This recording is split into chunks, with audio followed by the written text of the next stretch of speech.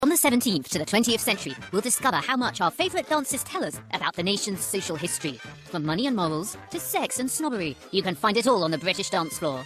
Twerking, nothing new. Yeah. It's contrasted. Yeah.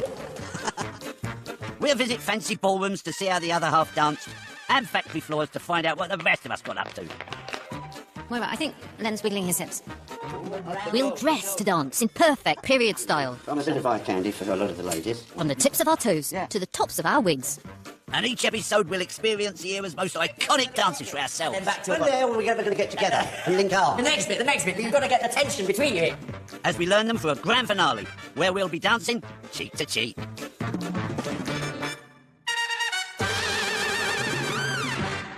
At the end of the 18th century, knowing how to dance was a matter of social life or death. But 150 years before that, dancing hadn't been held in such high regard. Some people felt that it was dangerous and depraved, a social menace to be stamped out.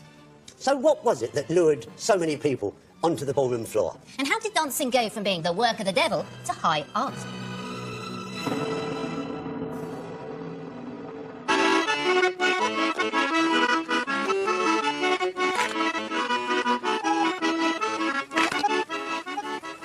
Today, we Brits think of ourselves as a nation with no natural rhythm.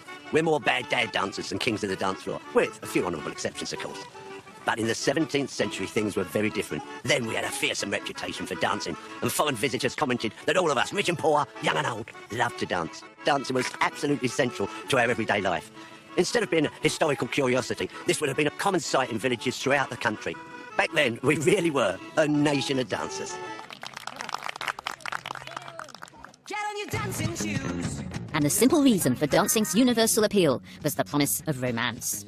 400 years ago, men and women led very separate lives, so dancing was a rare chance to get to grips with the opposite sex. With the help of a group of performing arts students, Len and I are recreating one of the 17th century's raciest dances, the rather raunchy cushion dance. This dance it will no longer go. I pray you, good sir, why say you so? Because Joe Sanderson will not come to. She must come to, and she shall come to, and she must come whether she will or no. Oh. Welcome, Joe Sanderson, welcome, welcome.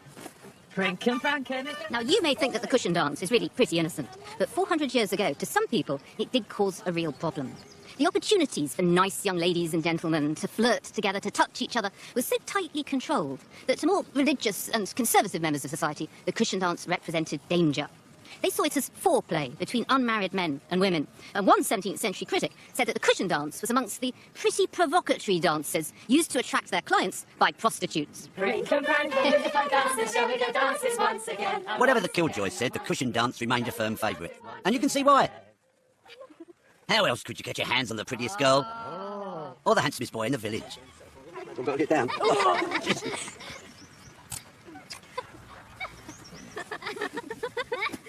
It's me! Welcome, welcome, oh welcome dear, and thank you so much for this dance. Kiss me, kiss me! That's it. You can have one. A century later, a very different dance, the minuet, would provide people who were more at home in the courts than the countryside with exactly the same opportunities for flirtation amid the fancy footwork. The minuet was the ultimate social test for upper-crust Georgians, and it's the dance Len and I are learning for a performance at our own 18th century ball. Len was born with his dancing shoes on, but I need all the help I can get. So I'm making a head start and joining a group of minuet novices for a lesson with Darren Royston, historical dance teacher at RADA.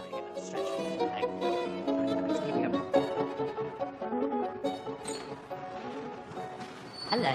Hi. Welcome to your class for the minuet. Thank you. Are you my master? I'm your dancing master, Darren. Nice to meet you. Yes, we're wearing quite nice colours. Oh, yeah. This all looks very professional. Look at this. Look at this. They're bendy. These people are bendy. The minuet began life at the court of the French king Louis XIV and soon became the height of 18th century fashion on this side of the channel. It's a French dance, so it's the French that have taught us how to open our legs. So here we are, with our heels together for the first position, which becomes the turnout that's going to be used in classical ballet when it develops. So this is the beginning of these positions that become standardised. We're now going to look at the basic minuet rhythm. It's a rhythm of 6, but you're going to step only on the first beat and then 3 steps on 3, 4, 5. So it's going to be 1, 2, 3, 4, 5, 6. All we're doing is... My dancing is usually completely spontaneous and rather wild. It's not the result of hours of careful practice. 1, 2, 3, 4, 5, 6, and... But the minuet isn't a dance you can just make up as you go along. Pause, 1, 2. Try going backwards. Step, pause, 1, 2, 3. The minuet was the 18th century's answer to Strictly Come Dancing. As couples performed in front of a crowd of critical onlookers, reputations were made and lost on the ballroom floor. Forward.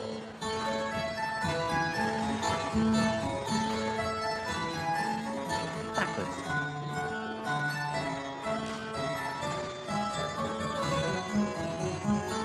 I'm beginning to see why the Georgians loved and loathed the minuet in equal measure. It's a fiendishly difficult dance. She really concentrated, she really wanted to try and be as precise as possible, which was great. But I think a dancing master at the time would really be concerned that what was happening is things were really stiffening up, in the legs and the arms, and she was starting to become a little bit of a sort of dancing mannequin rather than a sort of Baroque princess, which is what we're really trying to create.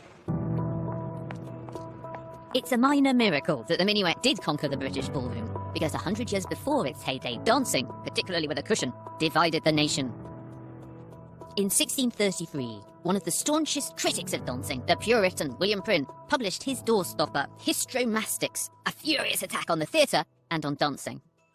Is this 1,000 pages of anti-dancing ranting? It is. It's an almighty assault particularly upon stage plays, but also branching out into many other aspects of popular recreations at the time. And he does have this hysterical, driven section on dancing. He talks here about sundry wicked men who've gone dancing down to hell. I like that. Dancing down to hell. If you dance, you're damned. That is Prynne's message. It says here it engenders noisome lusts, it occasions dalliance, chambering, wantonness, whoredom and adultery, both in the dancers and the spectators. Yes, so even watching it is likely to lead to kind of horrible desires being fulfilled. So dancing is tremendously dangerous because of the way it brings men and women together. One particular case which comes to mind, a couple in 1633 who were accused of having sex against the maypole on May Day after dancing, not realising that there was a bell hanging on top of the maypole. No way! So as they were at their business, the bells started ringing rhythmically, and this of course brought the neighbours back out again. So that's how they got caught. But I mean, it does kind of rather make the point that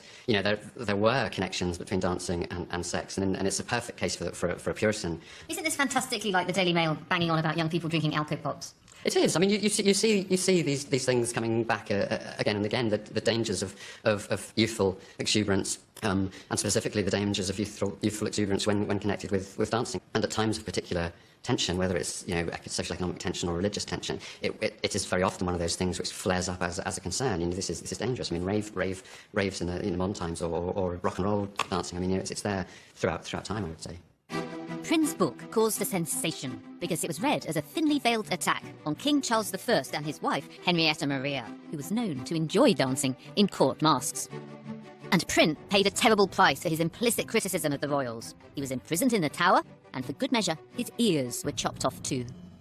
I find this all very interesting because we're shaping up to the civil wars here, aren't we? Mm-hmm. And we know that in the civil war we get aristocrats on both sides, we get ordinary people on both sides, and dancing is something that runs like a fault line through the whole of society, isn't it? From Prynne's point of view, it's a moral issue. It's a religious issue. It's right against wrong. It's worldliness against godliness. It's purity against impurity. And it does run into the civil war. I mean, it's one of many strands that runs into the civil war. In the middle of the Civil War, Puritan feeling was so strong that Parliament banned the maypole, symbol of dirty dancing. After 6 years of bloody fighting, the parliamentarians defeated the royalists, abolished the monarchy, and executed King Charles I. The anti-dance lobby were in charge, but behind closed doors, we never lost the urge to dance. Ironically, it was at the height of Puritan power that the first English dance manual was published. If you'd come here to Temple Church at the Inns of Court in 1651, you could have picked up a copy of John Playford's The English Dancing Master, hot off the press. In his preface, Playford admits that with the Puritans running the country, it wasn't the ideal moment to be publishing a book on dancing. As he says, these times and the nature of it do not agree. But even in tricky times, Playford believed that dancing was an essential skill. He says it's a commendable and rare quality, fit for young gentlemen, making the body active and strong, graceful in deportment, and a quality very much beseeming a gentleman. As it turned out, Playford was a pretty canny businessman and judged the market just right, His book was a hit. It remained in print for the next 70 years and went through 17 editions. Not bad. Playford's dances were so popular that they remained a fixture on ballroom floors for decades to come. Although they're called country dances, they weren't aimed at your average peasant. Playford had a more upmarket audience in mind, the gentlemen of the Inns of Court. And forwards now.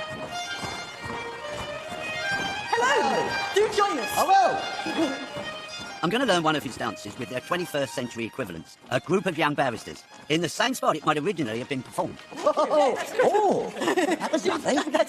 So, what are you actually dancing? What is this dance? We're working up to doing a dance called Hyde Park. Hyde Park? Yes. Oh.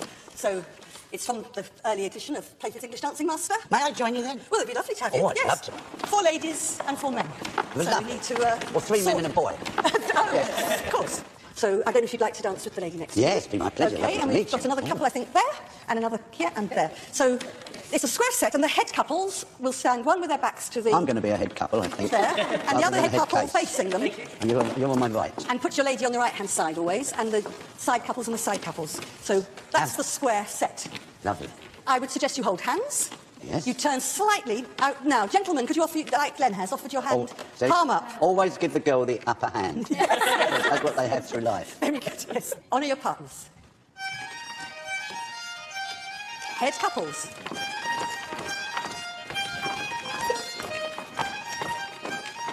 By the time Playford brought his book out, country dances had been popular for a century. They were an essential accomplishment for anyone hoping to make their way in the world. Pass it and steps.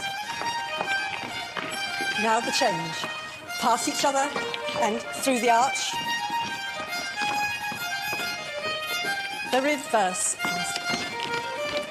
I don't know, I'll go round here. And honour. Oh, Yeah. neither.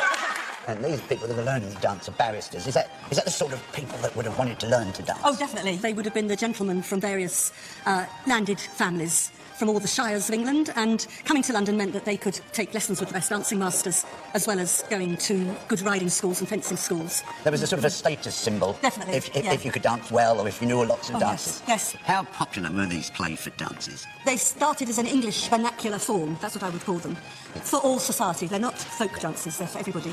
And then the French began visiting England to collect this English country dance, because they had nothing like it in France at the time. So they took the English version back to France and then began to develop their own forms of it. That spread it all over Europe, and then with emigration from England, it went to America, to Australia, New Zealand, even to the Caribbean. All over the world, there are traces of the country dance. Whether it's the waltz, or the tango, or the cha-cha-cha, we used to have favourite dances being exotic foreign imports. But Playford's dances were different. These dances are a homegrown success story, which we've forgotten all about, because the irony is that today they're much better known abroad than they are here in Britain. When Playford's book first appeared, Puritan disapproval had kept dancing hidden from public view. But in 1660, the monarchy was restored and a golden age of dancing dawned. In 1661, Londoners celebrated the coronation of their new king, Charles II. And one of the things that they did was to erect on this spot a massive maypole 40 metres high. It was to replace the one that had been cut down by the Puritans 17 years before. I think that Charles II, notorious philanderer, would have been rather pleased at the sight of this enormous pole rising once again as he came past here on his coronation procession from the Tower to Westminster Abbey. And this new strand maypole was richly gilded, and it had on it the royal coat of arms. The message was that Charles was giving old English traditions, like dancing round the maypole, his royal seal of approval.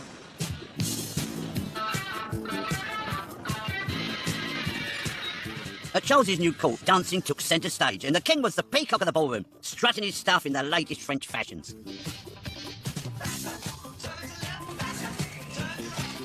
At Gamba, they've been making shoes for royalty and show business for over a century, and they've made me a pair of dancing shoes fit for a 17th century king. Is this the shoes? Yeah. This the shoes? Yeah. Charles was 6'2", but that didn't stop him sporting killer heels. This was the king who understood the importance of dressing to impress. Red heels. Now, Helen, ignore this part, obviously. What do you think? What do you think? Fantastic. It is definitely Charles II personified. Perfect. You can see here Charles II is sitting here in all his manliness, in his richness, really showing off how his power, his masculinity. He's sitting really wide-legged and really kind of pumping it, but with really very high heels. Yeah. And was that the fashion to have a different coloured heel, or was it always red? Well, the red heel comes from the court of Louis XIV.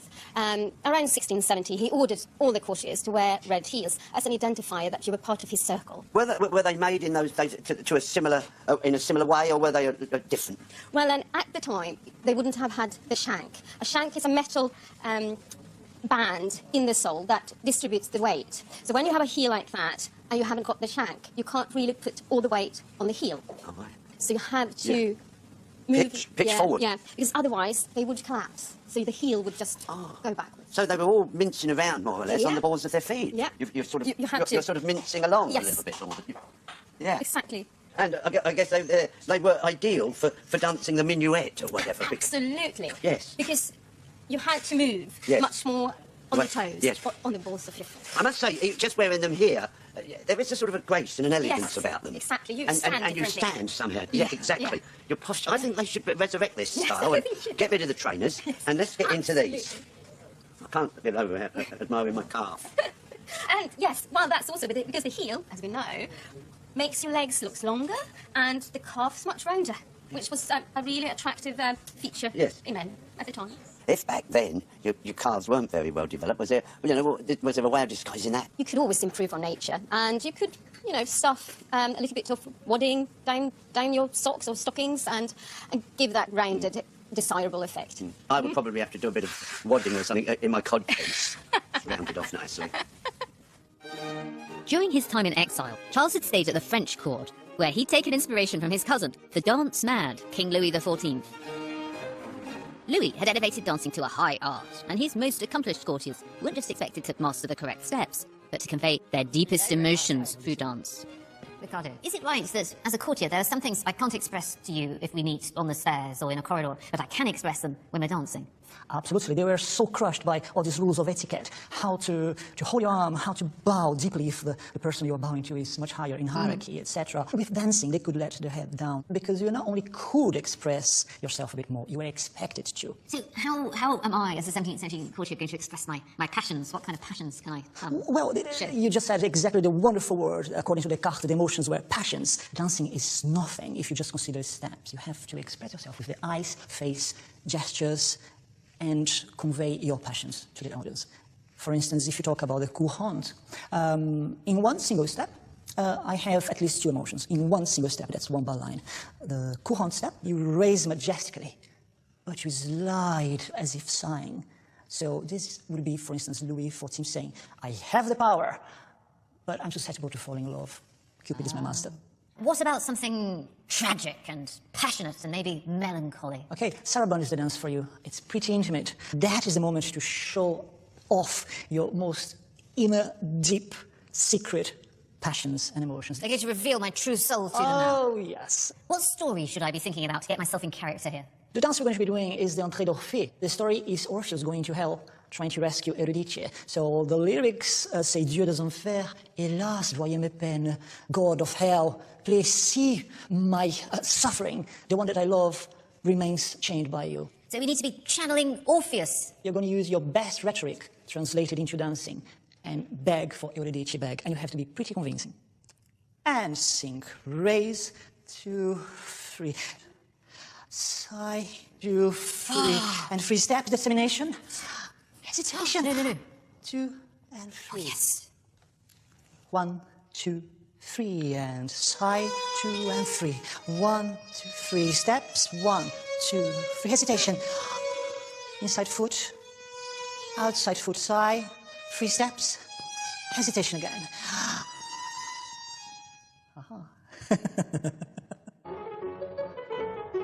Learning to dance really well gave you undeniable sex appeal.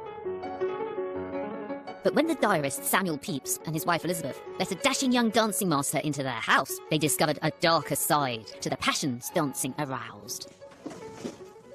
Pepys's wife Elizabeth had been hassling him to get her dancing lessons. She was ashamed that she couldn't do it very well, and this was to do with class too. She felt it was a posh skill for her to have.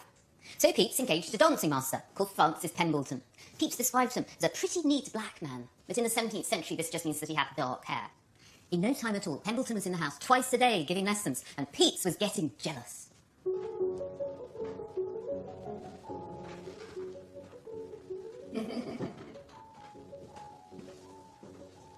Friday the 15th of May, 1663. Home, where I found it almost night, and my wife and her dancing master alone above. Not dancing, but talking.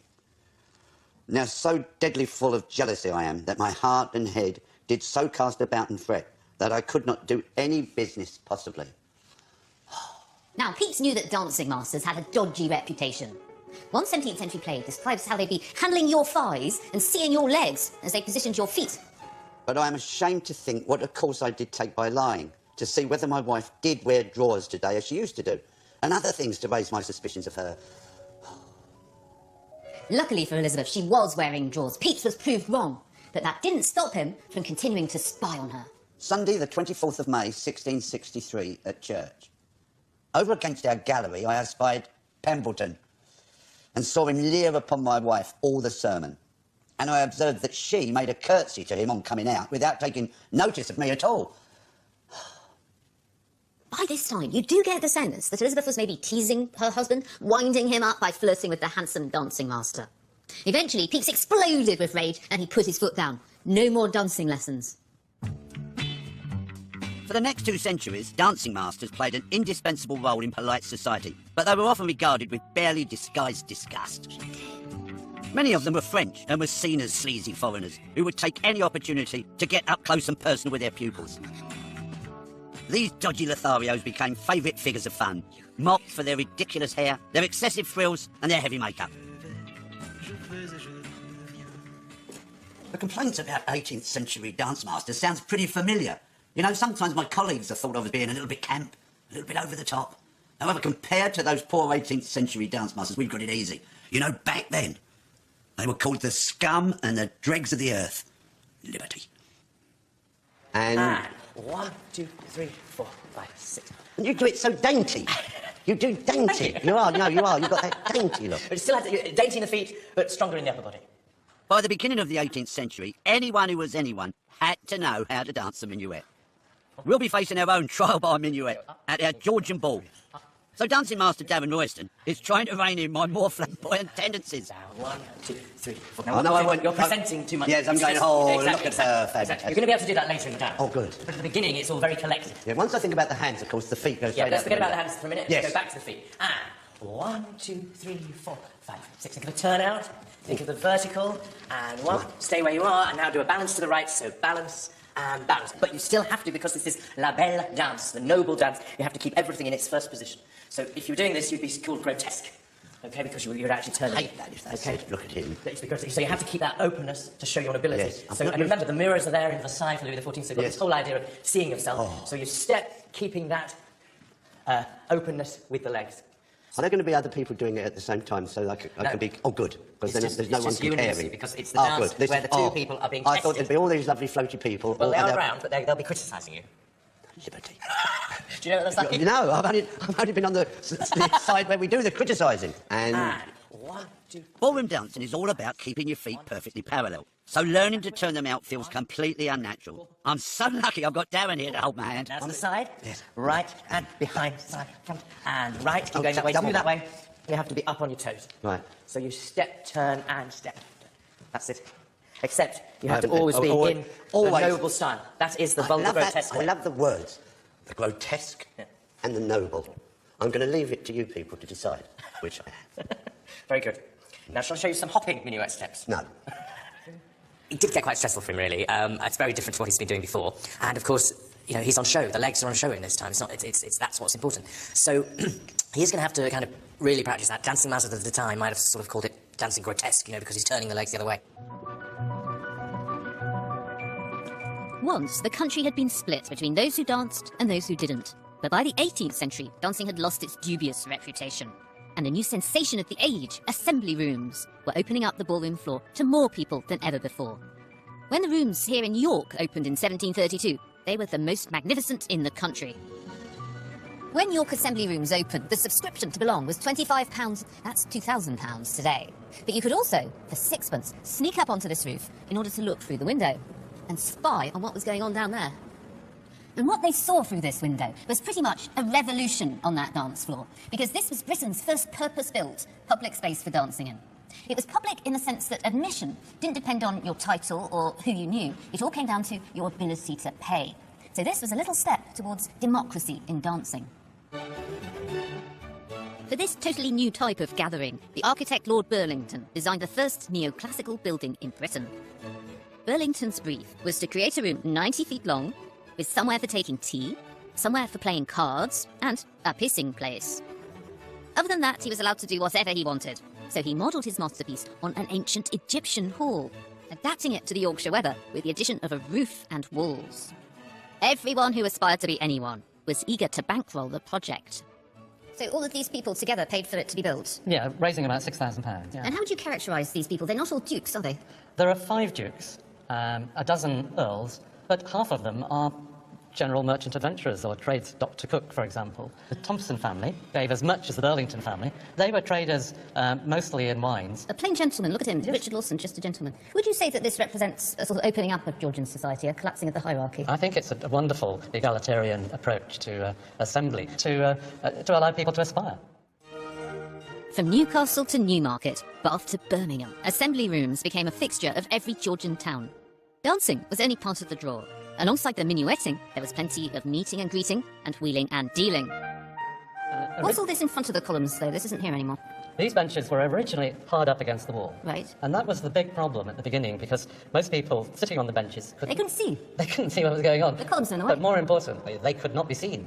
Oh, right, OK. So, in the 1750s, the corporation realised that they had to do something about it, so they moved the benches to the front. Who was sitting on the benches? Ladies? The ladies waiting to be asked to dance. Oh, so it's like a shop window. Choose your lady. Very much so. The surroundings were more sumptuous, but the true purpose of the minuet at the assembly rooms was just the same as the cushion dance on the village green. But instead of choosing your own dancing partner, a master of ceremonies made the introductions, pairing up couples on the dance floor who often ended up as partners for life. This local lady writes that there's an extraordinarily good choice at the assembly rooms, 200 pieces of woman's flesh, fat and lean. Oh, yes, there are many, many occasions where deals were done and marriages were made. So this is essentially a meat market, but it has to be the most elegant one in Europe. I think you're right. As we prepare to run the gauntlet of our Georgian ball, our manners will be as important as our minuetting. This was a world so regimented and refined that one step out of line could spell disaster. Fortunately, plenty of 18th century authors were on hand to help the socially awkward. Our Bible for today's deportment lesson is The Rudiments of Genteel Behaviour by Francois Nivelon. The book really covers how to comport yourself in polite society, how to stand, how to walk, how to bow, and just a few things about how to dance the minuet. Oh golly, so this is pre-dancing. We haven't even got that far. No, there's a lot to learn before you dance a step. I think one of the things is I probably need to swap you over so that the lady is on the gentleman's right in the place of honour. Ah, OK. It says here, Len, you've got to have manly boldness in the face, tempered with becoming modesty. Precisely. I've got that. I've got that already. It's just a fluke of nature. And of course, the humility of your face might mask deeper emotions. Oh, yes. And it's important not to show deeper emotions in a social situation. So if I was in the assembly halls and there was quite a nice-looking girl over there with a fan in her hand, I wouldn't be sort of leering or... Definitely not. You may wish very much to be introduced to her, but you wouldn't show by the merest flicker of expression that your interest was other than polite. Of course. So the first thing you need to do is offer her your hand to take. And it's not just a question of going... Come here, girl. It really needs to have an extra motion. Oh, yes, look. She will place her hand in yours with a small, circular motion. Go round the front. I think without the whistle would be better. You can quite understand why this all died out, really, can't you? So, the gentleman has the lady under his thumb. Oh, I don't like that. OK, girl, let's go for a stroll. See a nice stroll along, a little bit of a walk. Round we come. Remember your posture. Posture. Yeah, oh yes. Walk a little slower, smaller steps, an elegant extension of the leg. Turn out your feet. Would this be the sort of speed that we would be going at generally? Never in a hurry. Never in a hurry, not too fast and not too slow. Remember, you are here to see and to be seen. Moira, I think Len's wiggling his hips. Never. No. Wiggling. Are we doing well? You're doing very much better than you did when we started. Do we get we're nearly 7? there. Are you pleased with me, Moira? I think you're splendid, absolutely splendid. For the dancing masters of the day, the notoriously tricky minuet was big business. And to find out how my 18th century counterparts taught it, I've come to the Bodleian Library in Oxford. In 1735, one of the country's leading dance masters, Kellam Tomlinson, published The Art of Dancing, a lavishly illustrated how-to guide to the minuet. Well, Jennifer, to be honest with you, I've studied dance manuals for 50 years, and I haven't got a clue what any of this means. Well, it takes a while to get used to it because it's telling you different things all at once. But on this particular plate, he's set out the basics of Beauchamp-Feuillet notation, which was a dance notation system in common use by his day. A different symbol indicated every movement of the foot, a sink, a rise, a bound. These were put together to form steps with a line showing the dancer's floor pattern, providing all the ingredients for the perfect minuet. What exactly is going on here with all of the, what they do? I can see they're attempting to dance, but there's a lot more going on than that. There's a lot going on. This is actually from the end of the dance, where they're going to come towards each other and take a two-hand turn. Exactly. I've been told about this, and I'm looking forward to it. So they're just coming in for the climax. That's right, yeah. And what you've got here, this is where Tomlinson's so clever. He's given the music along the top of the page.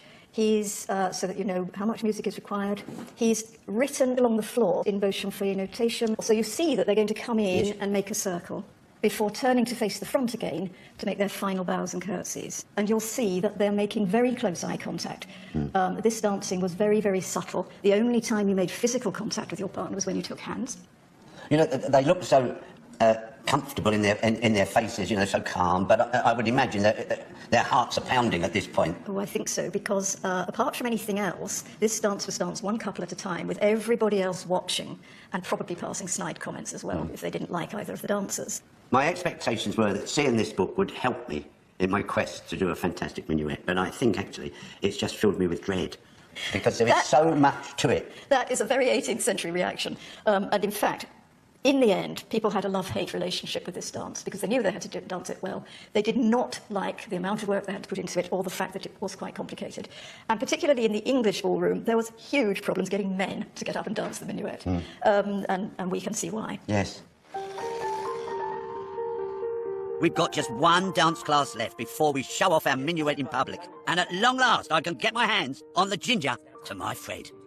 So I've finally got you both in the same room, and so we can now really do what is the minuet, a dance à deux for a man and a woman. Okay. So the first thing is the final connection that happens in the minuet. They're kind of soaring in to meet, and you're going to be as far away from each other as you can be. So if, Lucy, you go over to this corner, and Len comes over here. Where aeroplanes in? Of course, they wouldn't have called them aeroplane arms in the 18th century. It's just that this picture looks like they're doing something like that. They're actually finding that glide and lift, a bit like an eagle, soaring in. Soaring in. Soaring in, OK, and connected. But don't go too high too soon, OK?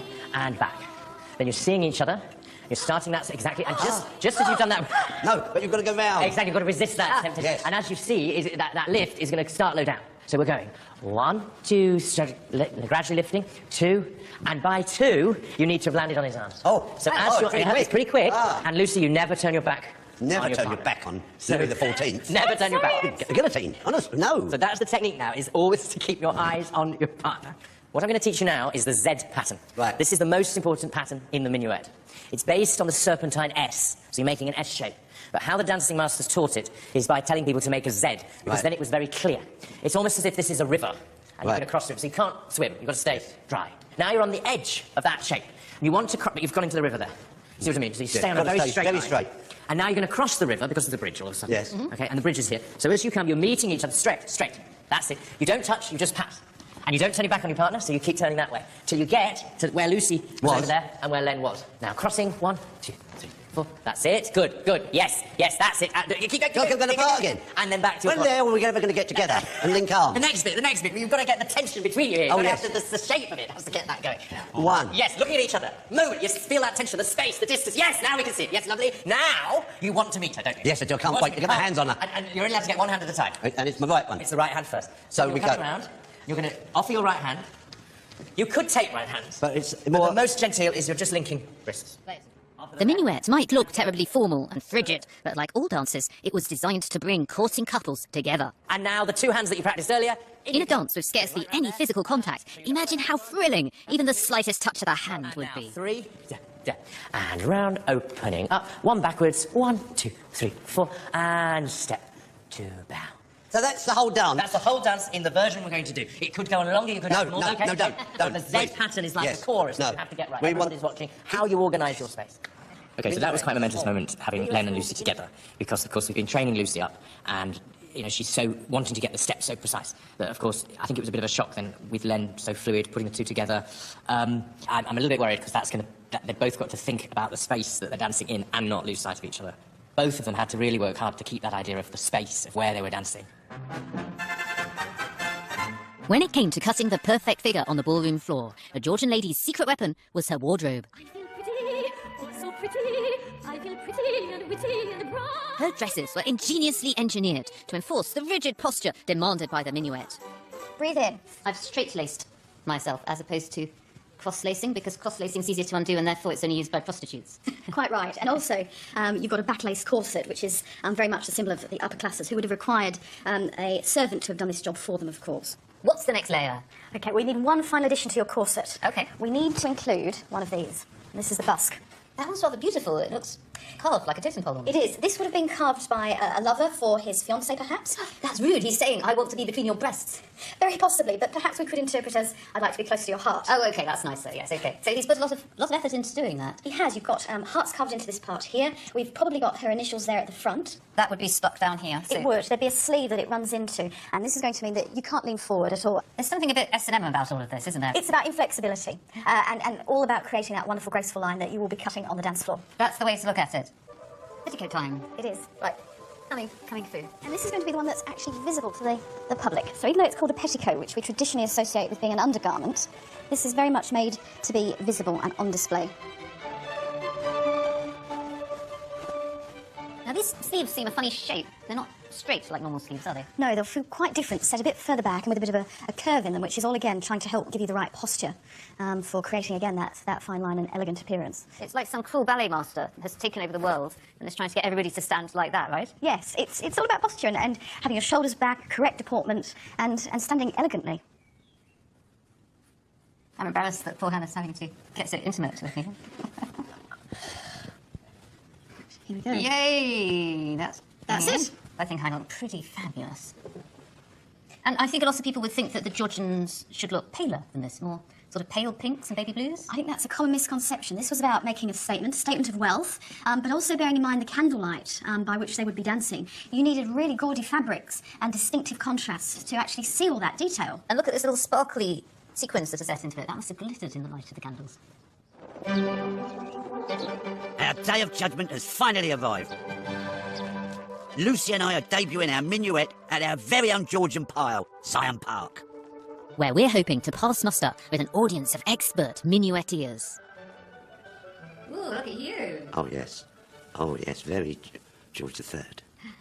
At least they won't be able to see my feet because they'll be hidden under my dress, but yours will be on display. I'm not too worried about my feet. It's just where they're going is the concern. Well, I'm hoping now that I won't get in trouble for looking at my feet because I won't be able to see them because they can be hidden under my skirt. Yeah, and tucked up. In fact, you could have faked it and had sort of a hovercraft effect, under there. And I could be on a trolley and you could be pulling me. You could have just been led along. There's so much to think about. There's the steps, the floor pattern, and all the subtleties of how you connect with your partner. I now understand why the Georgians were terrified of the minuet. After hours of coaching by Darren, new shoes, new hair, and a lot more leg than I usually show, all eyes are on us.